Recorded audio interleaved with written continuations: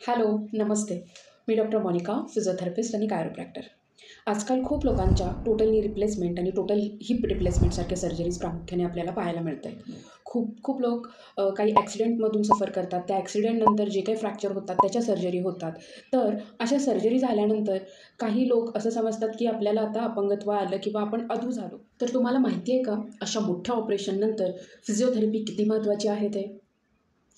खूप जणांना फिजिओथेरपीबद्दल अजून तितका अवेअरनेससुद्धा नाही आहे. पण ऑपरेशननंतर स्नायूंना येणारा कडकपणा, सांध्याची कमी झालेली हालचाल, स्नायूंना आलेली सूज किंवा स्नायूंचा कमी झालेला लवचिकपणा हा इम्प्रूव्ह करण्यासाठी किंवा सुरळीत करण्यासाठी नक्कीच फिजिओथेरपी खूप मोठा रोल प्ले करते. खूप साऱ्या पेशंटना डॉक्टरांकडून असं सांगण्यात येतं, की ऑपरेशननंतर एक ठराविक दिवसानंतर तुम्ही स्वतःहून त्या भागाची हालचाल किंवा ऑपरेशन झालेल्या ठराविक भागाची हालचाल करू शकता.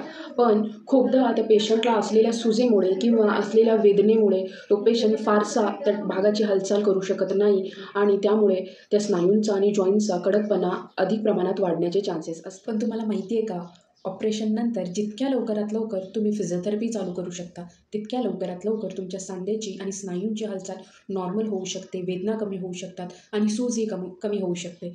सो नक्कीच फिजिओथेरपिस्टची हेल्प ऑपरेशननंतर येणाऱ्या कडकपणासाठी तुम्ही घेऊ शकता. Thank you so much.